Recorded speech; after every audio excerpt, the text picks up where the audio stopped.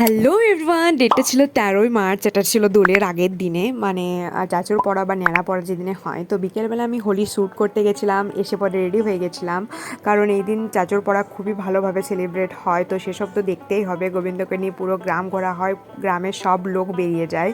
আর এই দিনই মানে আমাদের দোলের শুরুয়াত বলতে পারো। হোলি খেলা, চাঁচর পড়া এসব দিয়েই আমাদের দোল বা হোলির শুরু হয়।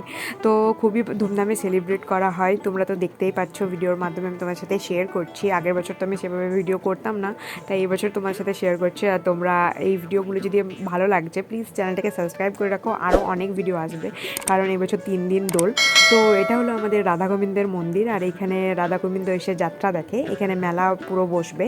তো নেক্সট পার্টগুলোতে আমি শেয়ার করবোই তোমাদের সাথে। তারপর রাত্রেবেলায় চলে এসেছিলাম আমি, পলি, মা। সেদিন কোনো রিলেটিভস আমাদের বাড়িতে আসেনি, সেই জন্য আমরা কজনই এসেছিলাম। আর কত লোক তোমরা তো জাস্ট দেখতেই পাচ্ছ। তারপরে গোবিন্দকে নিয়ে ওই ন্যাড়া পড়ার চারিদিকে ঘোরানো হয়, তারপরে ওই ন্যাড়াটাকে পড়ানো হয়।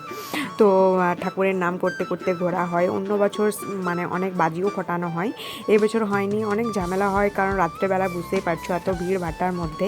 তো এই হলো ঠাকুরের আসল মূর্তিগুলো তোমরা নেক্সট পার্টে দেখতে পাবে। রাধা গোবিন্দের আসল মূর্তি আছে পাথরের, খুবই সুন্দর, তোমরা জাস্ট মুগ্ধ হয়ে যাবে। তো ভিডিওর কিছু ভালো লাগলে একটা লাইক করে দিও, চ্যানেলকে সাবস্ক্রাইব করতে বলো না। বাই।